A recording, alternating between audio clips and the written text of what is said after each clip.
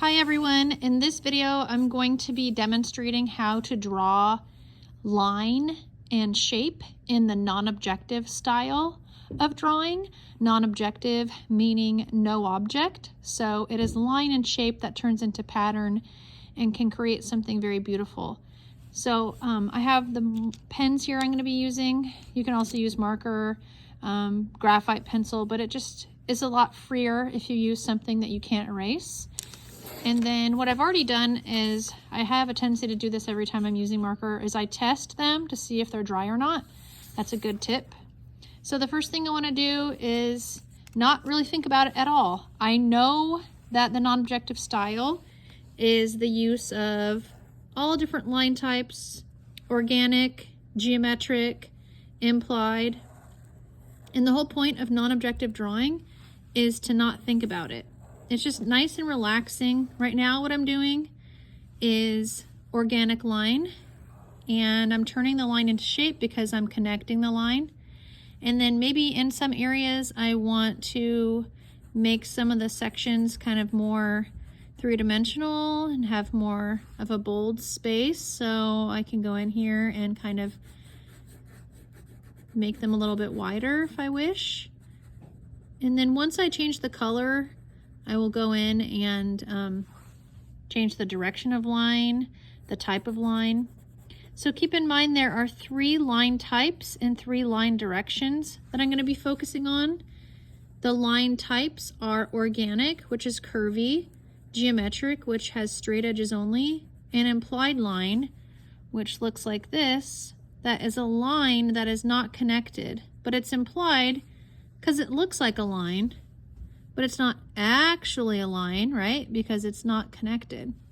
You can do dashes like this when you're doing implied line. You can do implied line where it's like long dot, long dot, long line dot. It's just kind of that repeated pattern. So implied line has a tendency to mimic, you know, if football players or cheerleaders are walking onto a field and they're in a line because they are going in the same direction, but because they're not connected. However, when you're in the stands, it looks like it's a line, but it's not. So right now I switch colors and I'm working on some implied line here. Like I said, there's no plan to what I'm doing. And I think honestly, that's the best part about non-objective work, is it's really cool what it turns into without planning it. Okay, so I'm adding some geometric line here with my purple.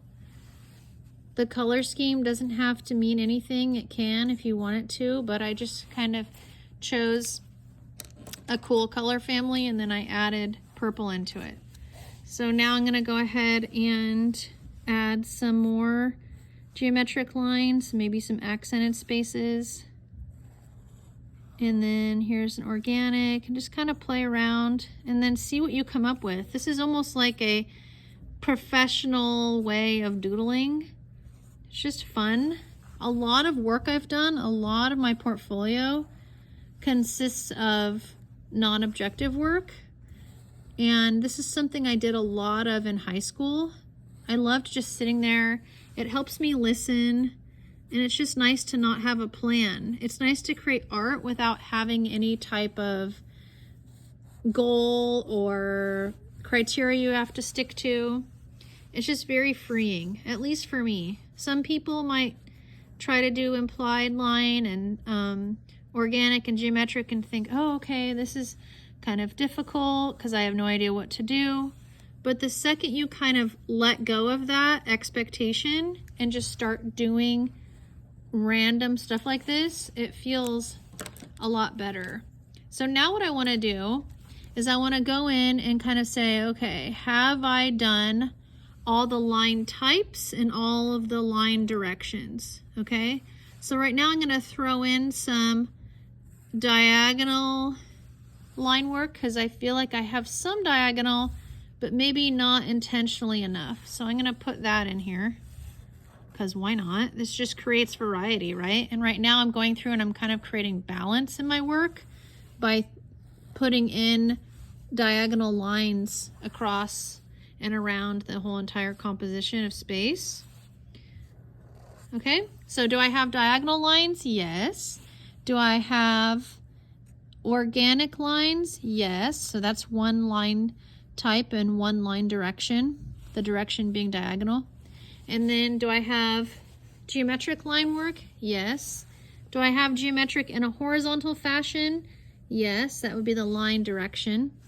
And then do I have implied line? I have vertical implied line, diagonal implied line. Here's some more kind of curved vertical. This can be like kind of horizontal down here. This is diagonal down here.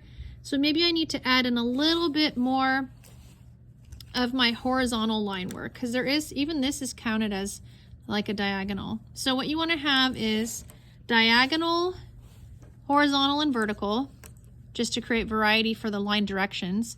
And then you also want to have organic, which is curvy, geometric, which is straight edges only, and implied line, which is the dotted lines, right, that aren't touching.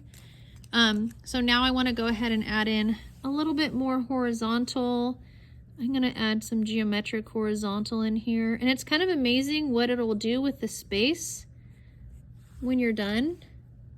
You don't really realize, okay, what's missing, what's missing. You just go ahead and you start thinking about the line types and the line directions, and it'll help you out really nicely.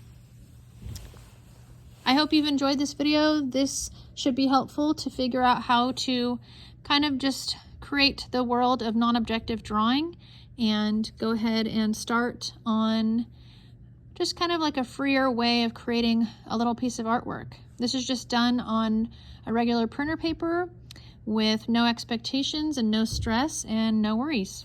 Thank you.